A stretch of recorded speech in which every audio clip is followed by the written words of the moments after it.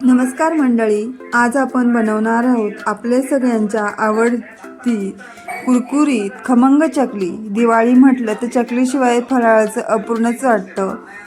तर मी आज तुम्हाला दाखवणार आहे अगदी सोपी, घरच्या घरी बनवायला सोपी आणि पीठची जी रेसिपी आहे, जी पद्धत आहे ती पण अगदी सिंपल आहे। जर आपल्याला इथे भाजणीचंही पीठ बनवायचं नाही किंवा कुठले मूग डाळीचा देखील वापर करायचा नाही, अगदी सोपी पद्धत मी तुमच्यासोबत शेअर करणार आहे। इथे मी सर्वप्रथम 1 वाटी इतक्या डाळ्या भाजून घेतल्या, त्यानंतर 1 वाटी इतके पोहे घेतले, तर ते देखील भाजून घ्यायचे। तर आपल्याला फक्त इथे पोहे, डाळ्या आणि थोडंसं तांदळाचं पिठाचा वापर। आता ते छान भाजून झाल्यानंतर 5 मिनटं थंड होऊ द्यायचे आणि त्यानंतर छान असे बारीक करून घ्यायचे। तर बघा या पद्धतीने आता हे थंड झाले। आता हे आपण मिक्सरच्या भांड्यामध्ये बारीक करून घेऊया। तर मैत्रिणींनो, कुठल्याही प्रकारची जास्त मेहनत न लागता फक्त डाळ्या, पोहे आणि 1 वाटी इतकं तांदळाचं पीठ एवढ्यापासूनच इतक्या छान कुरकुरीत मस्त अशा आपल्या चकल्या बनणार आहे। तर व्हिडिओ स्किप न करता बघा। तर बघा आता इथे छान मी पीठ बारीक करून घेतलं आहे, मस्त पीठ तयार झालं आहे। आता ते तर हे बघा मस्त असं पीठ तयार झालं आहे। थोडंसं जाडसरच असतं, म्हणजे रवळ असतं आणि त्यामध्येच 1 वाटी इतकं तांदळाचं पीठ टाकून घ्यायचं। तर तिन्ही पिठं अगदी सेम प्रमाणामध्ये घ्यायचे, म्हणजे जितक्या प्रमाणामध्ये पोहे, डाळ्या घेतले तितक्याच प्रमाणामध्ये तांदळाचं पीठ घेतले। आता इथे 1 ते 1.5 चमचा इतकं लाल तिखट, ओवा, जिरे, मीठ 1 चमचा असं टाकून घेतले।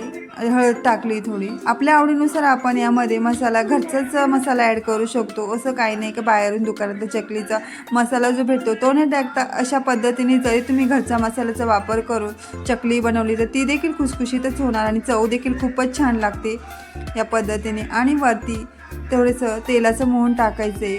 तर तेल थंड असो वा गरम कुठल्याही प्रकारचं चालणार आहे। आणि आता इथे थोडंसं कोमट पाणी करून घेतलं आहे, तर कोमट पाण्याने पीठ भिजवायचे। कोमट पाण्याने भिजवल्यानंतर पीठ छान भिजलं जातं, नाहीतर हे पीठ आहे ना जरा निब्बर होतं। तर कोमट पाण्याचाच इथे वापर करायचा आहे। तर पीठ भिजवायला जरा मेहनत लागते, तर शक्यतो मला 10 ते 15 मिनिट पीठ भिजवण्यासाठीच लागले। आता पीठ 5 ते 10 मिनटं छान असं मोरू दिलं। त्यानंतर इथे सोऱ्याला थोडा आतून देखील तेलाचा हात लावून घेतला आहे आणि आता त्यामध्ये या पद्धतीने पीठ टाकून आणि अशा छान चकल्या बनवून घेते।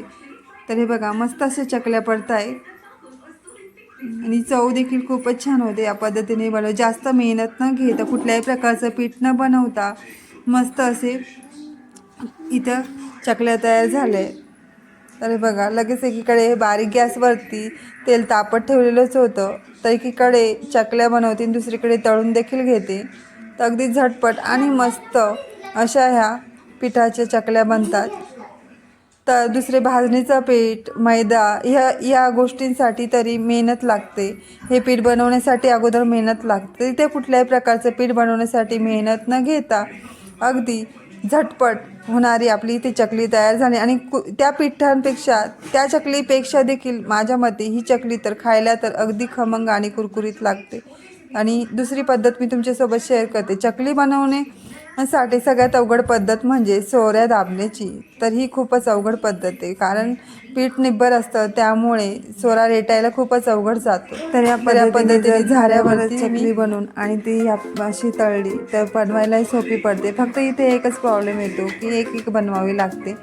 आणि आपण अशा पद्धतीने त्या चकल्या तयार झाल्या आहेत। मस्त अशा आपल्या इथे खमंग कुरकुरीत, खायलाही अगदी चविष्ट, झटपट होणारी इथे चकली तयार आहे। तर या तुम्ही देखील सर्वजण खायला आणि एकदा अशी रेसिपी नक्की ट्राय करा। आणि कशी वाटली आपली चकली रेसिपी कमेंटद्वारे कळवायला देखील विसरू नका मैत्रिणींनो। तर आपल्या चॅनलवरती असेच नवनवीन व्हिडिओ अगदी सोप्या पद्धतीने सांगितलेले असतात, त्यामुळे प्लीज सबस्क्राईबचं बटन दाबा। धन्यवाद।